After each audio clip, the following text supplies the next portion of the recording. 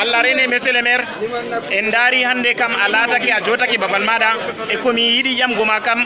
useni nda en dara yumbe don boka dalila mada noy mbiyantabe kambe jonta don woko be ayasi don dari dalila mada do mi yidi mi yetta ummatore Marwa premier ummatore Marwa ummatore lesdi Cameroun do fu be fortanu be portani ngam ha hande respect de la loi wona ha suko ngadde e conseiller municipal Marwa premier bo be pasitay de ko be mbi be ngidi be cubi min be cubi équipe wa cembinga équipe wa mbawanga ande yerbugo nder woitingo lesdi Marwa premier en andi kugal man gal chatgal en don mari problème ji ko larani l'école ko larani ulli ko larani l'hôpital ko larani ande an kam développement meden laabi meden yite woday ka fu en andi on man do équipe wa gal cudol hikkaga kam dum équipe wa gal tambinga huugo kugal man gal huwe be adilako ngam décentralisation wari gomna waddan cede gomna yidi kugal huwe dole bo sinagal huwe gomna do ayni dum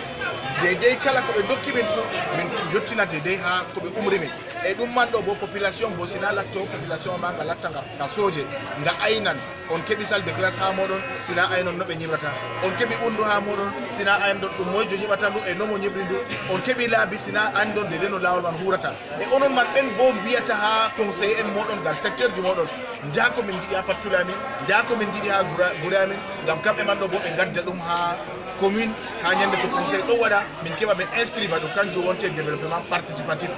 budget participatif to min do ngada budget dole dum wona ha base man ummito holla de besoin ji modo e mi yidi bo mi yama population commerçant yoban be hande patente yoban be impôt libératoire yoban be hande taxeji kambe man do be anda ko min fonctionnata to dum man do dum yobaka min garata min dola on jobon ko burata on sembe amma useni de ko min umri on do potte ndaren de ko hani billay on minin do min keban de source et ressources do min kurana lesdi meden Allah yaro lesdi meden yeso Allah mo berde meden e fu ngam Marwa yaha yeso ummarden haaje na kucukucu yimbe ngara ngam ha diviser ngam ha cenditen do naka jungiden Marwa do loro bawo onon elite en ton on nanayam useni barka Allah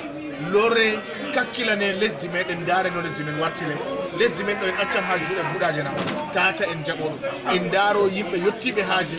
kalfilen lesdi meden gam ha lesdi men ya yeso Allah barkidin en fu meden Allahumma amin. Monsieur le maire, dernière question.